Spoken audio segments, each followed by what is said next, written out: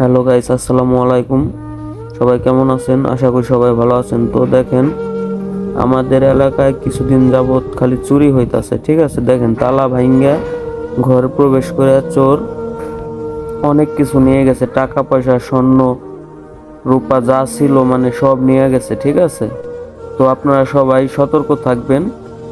এই ভগবানচর, রুস্তুমপুর, আরটিদাক এর ভিতর দিয়ে এই চুরিগুলা হইতেছে। ঠিক আছে, তো দেখেন এই যে সুকেশের ভিতরে ভাইঙ্গে, তালা ভাইঙ্গে সব নিয়ে গেছে।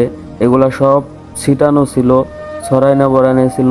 তো তারা চাপায় রাখছিল, তারপরে আর কি আমি ভিডিও করার কারণে দেখাইছে। আপনারা সবাই সতর্কভাবে থাকবেন, যার যা আছে হেফাজতে রাখবেন। ঠিক আছে, অনেক চোর বের হয়ে গেছে, এক এক রাইতে 2-3 বারই চুরি হয়। ঠিক আছে, আশা করি এগুলো একজনের কাজ না। একজনের কাজ হইলে, কারণ এটা একজনের কোনো কাজ না, কারণ এক রাতের ভিতরে 4-5 বারই চুরি করা একজনের কাজ হতেই পারে না। দেখেন এই জায়গা দিয়ে সি মাইনে বাড়ির আশেপাশে ফেলায় রাখছে। তো মনে করেন যে দেখেন, এই জায়গা আইনা বাইরে থেকে ফেলায় রাখছে, এই জায়গা দিয়ে ভাইঙ্গে তারপরে চোর ভিতরে প্রবেশ করছে।